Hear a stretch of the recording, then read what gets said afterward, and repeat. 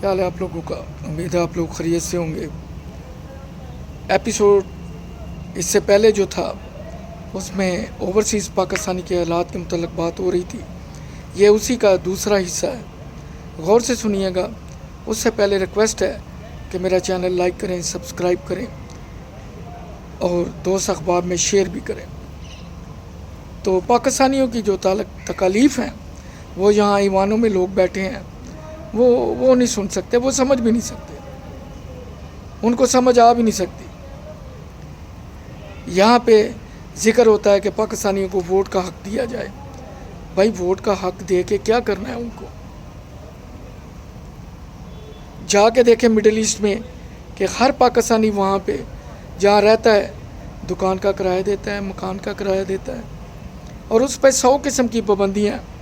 اس کے بعد اپنے سپانسر کو ہر مہینے کچھ نہ کچھ پیسے مسٹ دیتا ہے۔ پھر جب 2 سال بعد اس کا لیبر کارڈ رینیو ہوتا ہے تو کم سے کم پاکستانی 3 سے 4 لاکھ روپیہ خرچہ آتا ہے، جس میں گورنمنٹ ایک پیسہ پے نہیں کرتی۔ میں نے ایسے پاکستانیوں کو دیکھا ہے جو ایک ڈیرے پہ 10 رہتے ہیں، کوئی ایک جاتا ہے تو باقی 9 اس کی ٹکٹ کا بندوبست کرتے ہیں، سارے کوئی 5-5 ہزار ملا کے اسے دیتے ہیں، اس طرح وہ چھٹی جاتا ہے۔ 3-4 سال بعد وہ چھٹی جاتا ہے۔ وہ اب اگر 20 سال باہر رہتا ہے تو 20 سال میں زیادہ سے زیادہ 5 مرتبہ وہ گھر جاتا ہے۔ تو جب واپس آتا ہے تو جو اس نے قرض لیا ہوتا ہے دوستوں سے، اپنے ہانڈی والوں سے، کمرے والوں سے اور ٹکٹ کے پیسے، تو وہ واپسی پہ اس 2 سال بیچارے کو وہ سابقہ قرض اتارتے ہوئے لگ جاتا ہے۔ پھر ڈیرے سے کوئی اگلا بندہ تیار ہوتا ہے تو سب اس کو شیئر کرتے ہیں، کمپنسیٹ کرتے ہیں۔ تو حکومت کیا دیتی ہے اوورسیز کو؟ ووٹ کے حق کو کیا کرنا ہے؟ اس کی ڈیڈ باڈی پڑی ہوتی ہے، اسے پوچھنے والا کوئی نہیں ہوتا۔ اس کے بینک اکاؤنٹ میں جو پیسے ہوتے ہیں وہ ایمبیسی کو ٹرانسفر ہو جاتے ہیں۔ اس کا نہیں پتہ چلتا کہ اس کے لواحقین کو وہ اماؤنٹ ملی ہے یا نہیں ملی، یا وہ ایمبیسی میں ہی پڑی ہوئی ہے۔ نہ کو پوچھ سکتا ہے، نہ کو بتا سکتا ہے، نہ بیچارے ان پڑھ لوگ ہیں 90% مڈل ایسٹ میں، وہ جا کے پوچھتے ہیں۔ آگے آئیں تو ابھی جو سابقہ حکومت تھی اس نے موبائل لانے پہ پابندی لگا دی۔ بھائی اگر پلین میں 200 بندے آ رہے ہیں تو 2 اسمگلر ہوں گے، 3 ہوں گے، 200 اسمگلر تو نہیں ہوں گے۔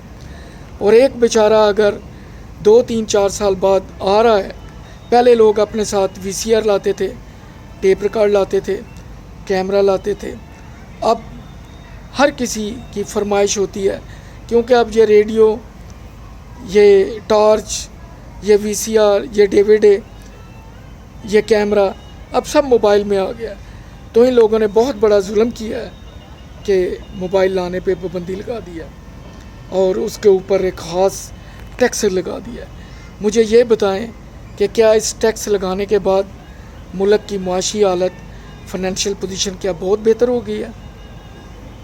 کیا دودھ اور شہد کی نہریں بہنے لگی ہیں؟ اپنی ان کی گاڑیوں کے ٹائر 2-2 کروڑ روپے میں تبدیل ہوتے ہیں۔ انہیں میں گرمیوں میں بھی دیکھیں تو انہوں نے کوٹ پینٹ پہنا ہوتا ہے اور ٹائی لگائی ہوتی ہے۔ اور ذرا ان پاکستانیوں کو دیکھیں مڈل ایسٹ میں، یقین کریں جب آپ ان سے ہاتھ ملائیں گے کسی محنت کش سے، تو میں دعوے سے کہتا ہوں کہ آپ کا ہاتھ ایسے ہوگا جیسے آپ نے کسی آرا مشین میں یا ریتی کے ساتھ اپنا ہاتھ رگڑ دیا۔ وہ بیچارے نہا بھی لیں تو ایک خاص قسم کی سمیل ان سے آتی ہے، جو پسینے کی ہے۔ وہ کس طرح گزارا کرتے ہیں آپ یقین بھی نہیں کر سکتے۔ تو یہ گورنمنٹ کیا دیتی ہیں؟ ووٹ کو اس نے کیا کرنا ہے؟ چاٹنا ہے؟ کیا کرنا ہے اس کو جب ایئرپورٹ پہ آتا ہے اس کو عزت دیں، اس کو رسپیکٹ دیں۔ وہ زر مبادلہ بھیجتا ہے۔ خود میرے دستوں سے کم 30 ملین کی ریمیٹنس ڈیلی ہوتی تھی پاکستان۔ ہم نے ڈیرے پہ جا کے پاکستانیوں سے بات چیت کر کے تو انہیں اس چیز پہ مائل کیا کہ آپ ڈرافٹ کے ذریعے پاکستان پیسے بھیجا کریں۔ اور مجھ جیسے لوگ جنہوں نے 18-20 سال قوم کی خدمت کی ہے، کوئی نہیں جانتا، میں بے نام ہوں، کوئی مجھے اس کا بینیفٹ نہیں ہے، نہ مجھے کہیں سے مل سکتا ہے، مجھے پتہ ہے۔ اسی طرح دوسرے پاکستانی ہیں، اپنی پوری جوانی وہ پردیس کے حوالے کر دیتے ہیں، اپنے بیوی بچوں سے دور رہتے ہیں۔ جب وہ 20 سال گھر میں آتے ہیں تو جس گھر میں 5-6 بہن بھائی رہتے تھے اس گھر میں 2 بھی بڑی مشکل سے رہتے ہیں۔ اور جو یہاں رہتے ہیں وہ فائنینشلی سیٹ ہو جاتے ہیں، اسٹیبلش ہو جاتے ہیں. وہ جب 20 سال بعد پاکستان آتا ہے تو جب اپنے اکاؤنٹ کا پوچھتا ہے تو کوئی کہتا ہے جی برآمدہ بنا لیا، کوئی کہتا ہے جی دوسری منزل پہ کمرہ بنا لیا، کوئی کہتا ہے جی واش روم چھت پہ تھا اب اٹیچ کر لیا، کوئی کہتا ہے جی پہلے حکیم کی دوائی کھاتے تھے اب ڈاکٹر کی کھاتے ہیں. اور وہ بیچارہ بالکل میں نے خود اپنی آنکھوں سے دیکھا ہے. اور کئی ایک کو 8-10 سال بعد پھر دوبارہ آتے دیکھا ہے. تو ان سے پوچھا ہے بھئی آپ کیوں آئے ہو؟ تو اس نے کہا یار پاکستان گیا تھا، وہاں کے حالات بھی ٹھیک نہیں ہیں. ہم نے کہا جو بھیجا تھا وہ کہتا ہے وہ سب گیا. آپ اکثر ٹی وی میں دیکھتے سنتے رہتے ہیں کہ پاکستانیوں کے جو اوورسیز ہیں ان کی جائیدادوں پہ قبضے، ان کے بیوی بچے دھکے کھاتے ہیں، اور جب وہ واپس آتے ہیں تو ان کی مثال ایسے ہی ہوتی ہے جیسے ریس میں گھوڑا لنگڑا ہوئے تو اسے گولی مار دی جاتی ہے.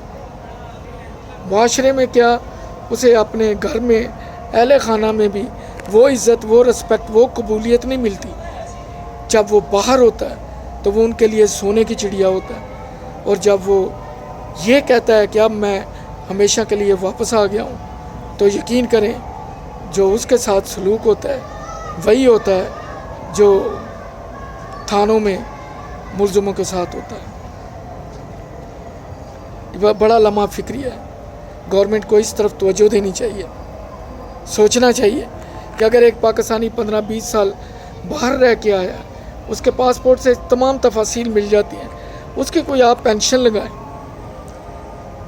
اس سے پوچھیں کہ آپ واپس آ گئے ہو، آپ بتائیں آپ کا کیا لایا عمل ہے، آپ کے لیے کیا آپشن ہے، ہم آپ کے لیے کیا کر سکتے ہیں.